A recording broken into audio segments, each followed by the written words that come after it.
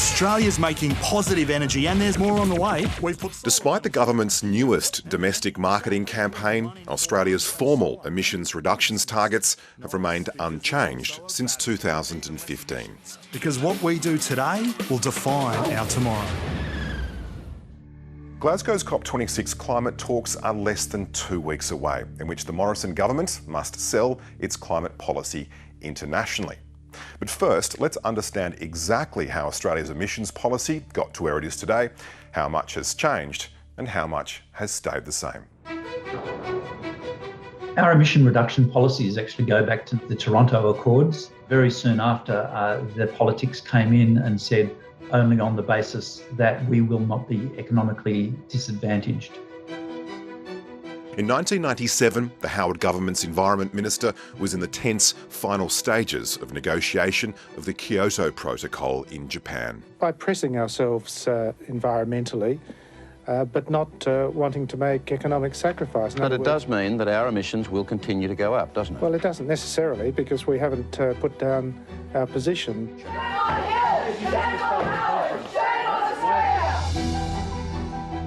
Australia doggedly fought for Article 3.7, which later came to be called the Australia Clause.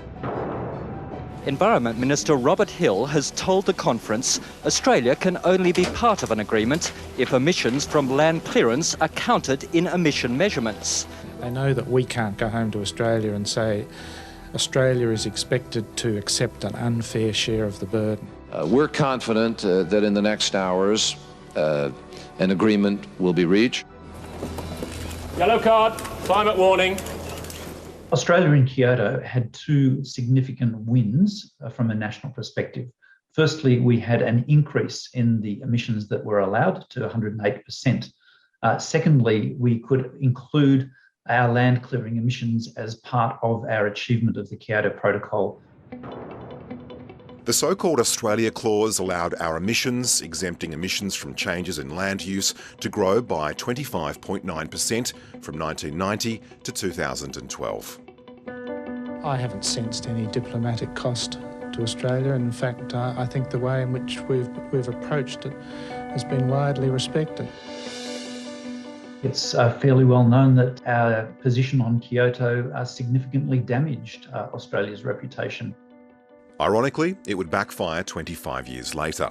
State government bans on land clearing, while key to meeting our Kyoto commitments, also restricted some landholders' market access to the carbon in their soil.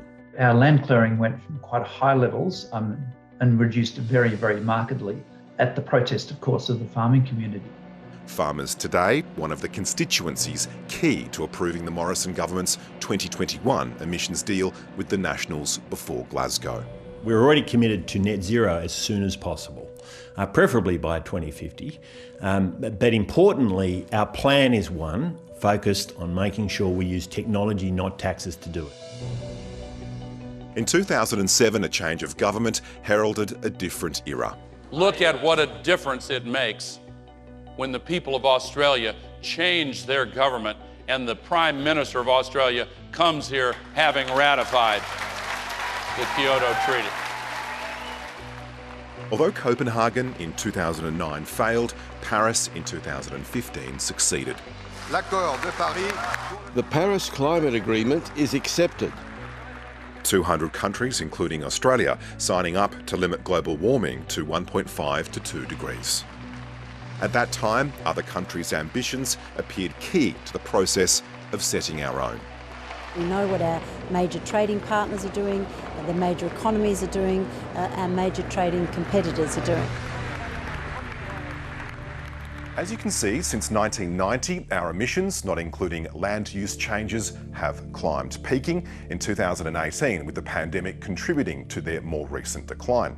So, what government policies have actually brought down emissions? Well, according to ANU Professor Mark Howden, it's largely policies from previous governments. Firstly, it was land clearing restrictions, which came in under the Rudd-Gillard governments.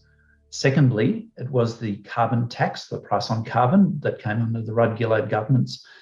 And thirdly, it's because of the renewable electricity coming into the grid and replacing some fossil fuels in the grid. Now we're seeing The rest of the world's patience with that is drying up, and the need to act is much more clear based on the climate science. And so is the investor pressure and expectations of local and international communities. In the 6 years since Australia last updated its emissions reduction target, the UK pledged to reduce more than 68% by 2030. The EU and the US have pledged to reduce 55% and up to 52% respectively, and Japan and Canada are 46% and up to 45% by 2030. Australia's 2030 target remains at 26% to 28% by 2030. Most recent analysis from our team shows that the 2030 combined emissions targets from states and territories are between 37% and 42%. Australia's national 2030 target is currently less than that. But that doesn't mean the national government doesn't need to act, but rather that the current national target is too low. We're not dictated to by other countries on how we go about bringing down emissions in this country. And that's how Australia's always done it. Emissions Reduction Minister Angus Taylor says for now, Australia is committed to net zero as soon as possible. We don't listen to activists when we form our policies. We listen to the Australian people, and we work with the Australian people on what's right for Australia and right for the world. And that's exactly what we're doing. We know Australia needs to move to net zero. That's clear. But we need to do it in a way which supports our traditional industries, doesn't destroy them. One thing is clear. Pressure is mounting on Australia, and our emissions reduction policy must keep with the times. But will it be enough for the international community? We'll make a cabinet decision in the coming days. The declaration of a net zero target by 2050 is to be welcomed. But the really important thing at this point is to focus on what we're going to do by 2030, because the clock is ticking on climate change, and rapid action and substantial action is needed, and we shouldn't be distracted from that. Hi, I'm Lee Sales. Thanks for watching this story. If you'd like to watch more of 730's stories, they are on the left of your screen. And tap on the button below to subscribe and get the latest from ABC News.